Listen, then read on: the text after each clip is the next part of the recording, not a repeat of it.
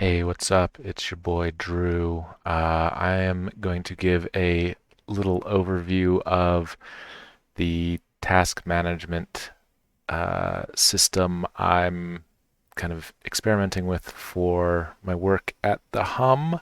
This video is really just intended for my coworkers, but I figure I'll publish it so you can take a look at it and maybe it'll be interesting for you. So if I talk to you like you are a Hum team member, that's the reason. So we've been using Trello to track our tasks and also do our retrospectives. And in our last retro, we thought, oh, let's try something new. And actually, let's zoom in. And so we came up in our retrospective with a change. Let's try Figma for our office wall, and I'm just kind of geeking out on it. Figma is pretty cool. This is FigJam. Figma is a piece of software that does like layouts. It was, it's for like web layouts, but it's for any kind of layouts, for any kind of user design. And then they have one of these walls, and it's pretty nice. I've used Mural in the past, and also Mural and Mural.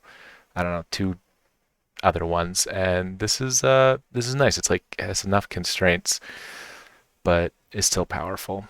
Okay, so this what we're looking at right now is our guide board.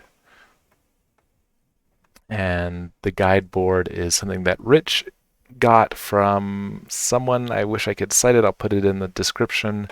Um, but the idea is that every time you have a retrospective, you you make a sticky note and you put a little picture on it to help you memorize it. And so last time we did let's visualize changes we agreed to on each retro, which is this. Let's use the Figma and then let's do a 45-minute demo on our final Friday of our cycle. Um, so those get put here, and then in the next cycle, if we have other ones, we'll add them here, and eventually you'll just have this wall of little stickers that represent things you want to change. And so you can see down here, I've got this like S4C1 nonsense. Uh, Let me move to our calendar. So I split up, we do 2 week cycles, and I split ours up into all those cycles out into the month, which is in blue, and then Rich the other day was like, "Oh, we just did 6 cycles, and that's about one season." So I thought, okay, there's 4 seasons, so we have 6 cycles for each season, and then each season sits inside of a revolution. So the green is the whole year. Then we have our 4 seasons, and then within that we have our cycles, and the months are in blue. I want to just point out I'm using human time, the human era time. So this is a non, um, colonial, uh, not as colonial as our Gregorian calendar time, but a fun thing that I got through a channel called Kirkskazard that puts out a calendar every year. And the idea is that about 12,000 years ago is the first like large recorded, like archaeologically recorded, large human collaborative endeavors. And I like it because it kind of puts in perspective sort of where we are in uh, post prehistory, whatever this is, the human era they call it. So this is like, we've been doing this whole agrarian civilization thing for quite a while, for better or worse. And So yes, this calendar splits everything up. We have our cycles. I'm graying out the ones where I suspect we're going to be on vacation, and then I'm translating this into a task, the task board. So I'm trying to have us be able to like visualize like how many sprints we have and grouping those sprints into seasons, and then thinking about each season having goals, and each sprint having goals, and each revolution having goals. So maybe we'll start up here at the top. This would be where we put our goals for the year. And I've also heard a cool idea of rather than like setting a New Year's resolution, you set a theme for your year.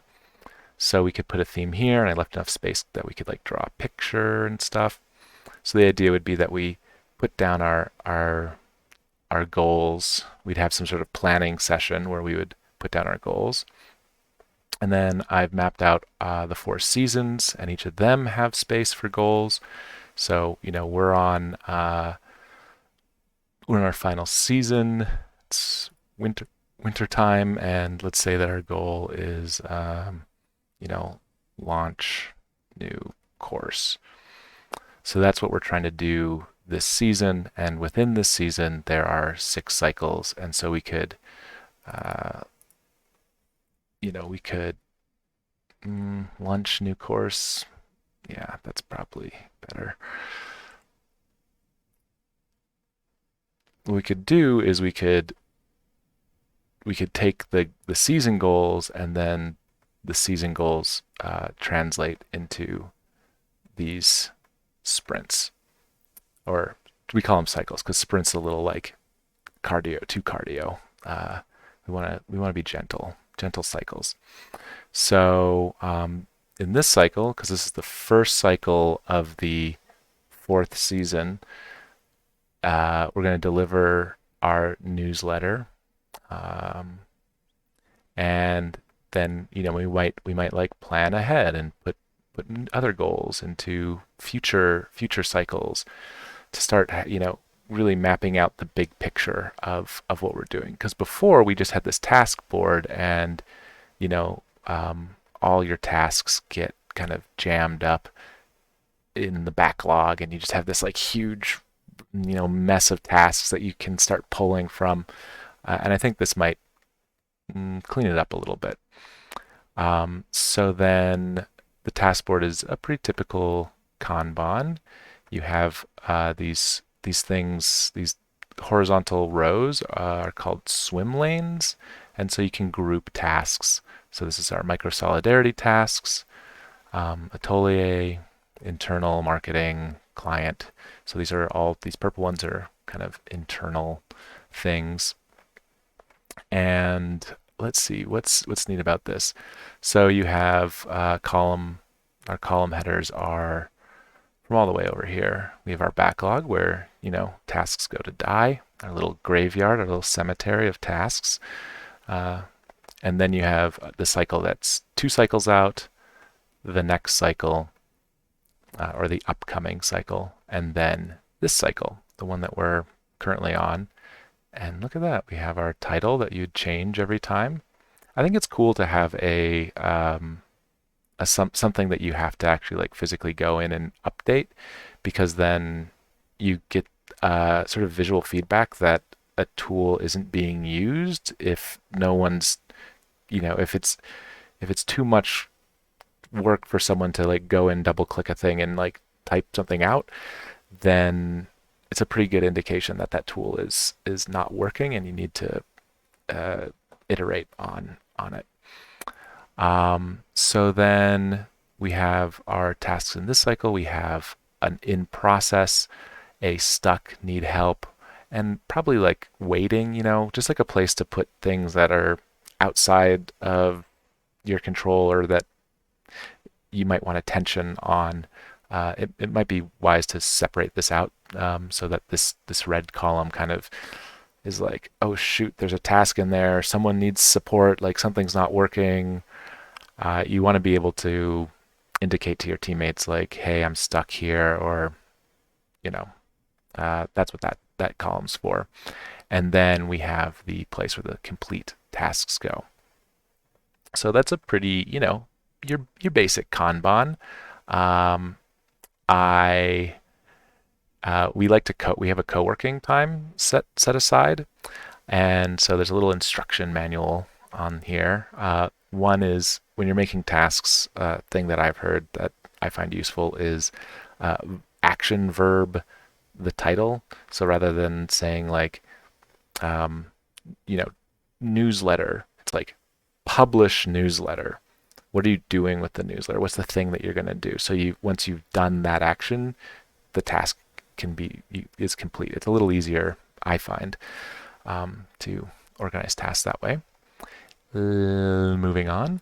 Um, I have roles over here. So I'm the task manager. I'm kind of responsible for making sure the board doesn't get totally clustered. And then Guy is the master of vibes, just looking out for the vibes. I just kind of made those up. I don't know if they're going to be useful. And then, so your tasks are just moving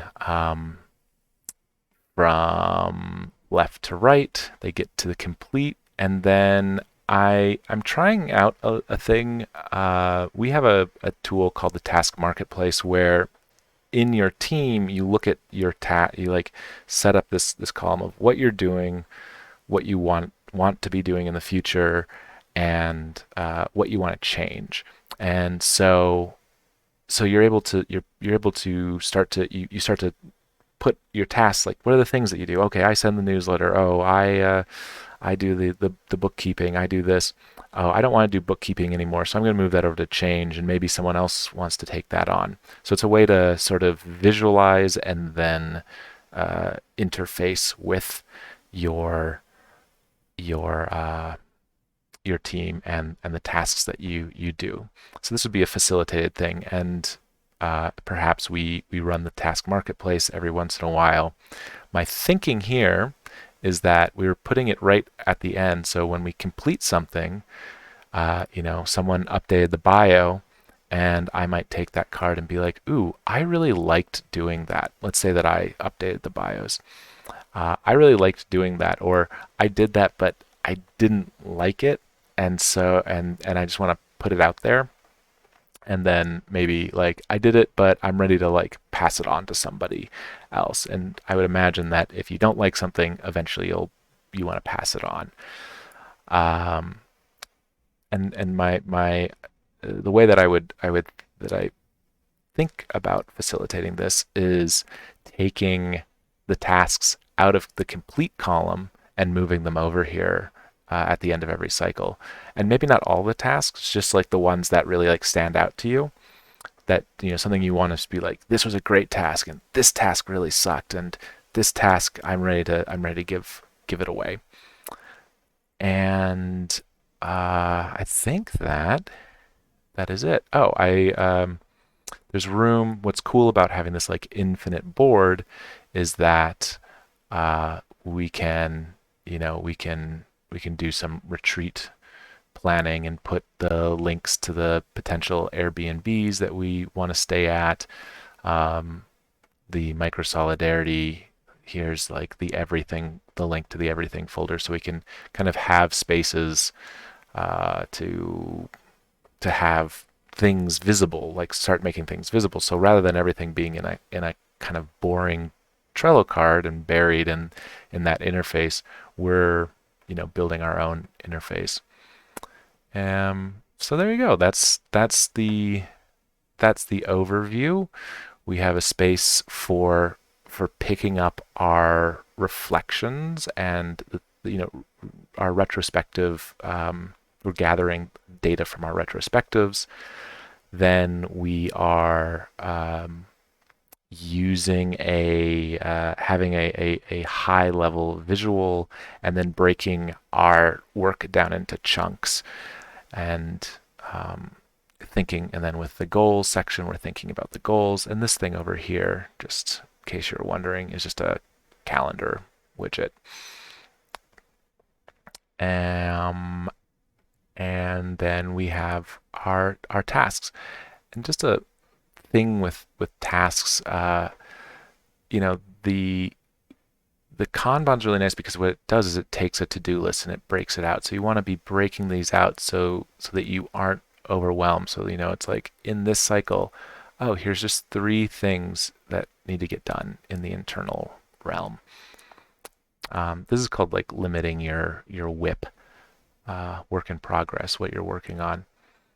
I typically have for in progress or process. I typically have one space because you can be working on one thing at once. But in our culture, we sort of like indicate this thing is like moving along, so it has a bit of a different structure. But the cool thing is you can just add another column to your thing.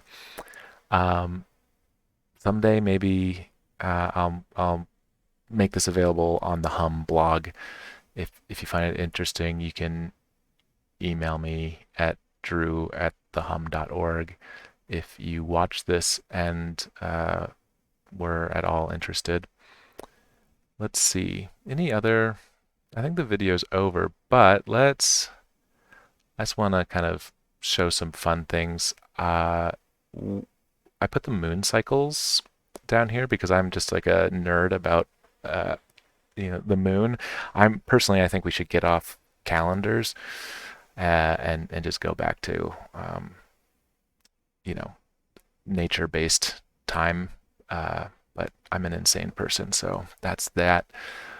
But one of the things, the 2-week cycles only take up 28 days, so you get this like slip where the cycles stop aligning with the months, and it's the same slip that the moon has. The moon actually operates in these 2-week cycles. You can see right here. There's a dark, there's the dark moon, and then there's the first quarter full moon, last quarter back to dark, and it creates these really neat little blocks. And that's 2 weeks. So if you were watching the moon, it would transition from full to new in 2 weeks, and then take 2 weeks to do it back again. So you have this sort of the 2-week cycle is actually a natural cycle, but because it doesn't sync up with the months, which are usually 30 to 31 days, you get this slide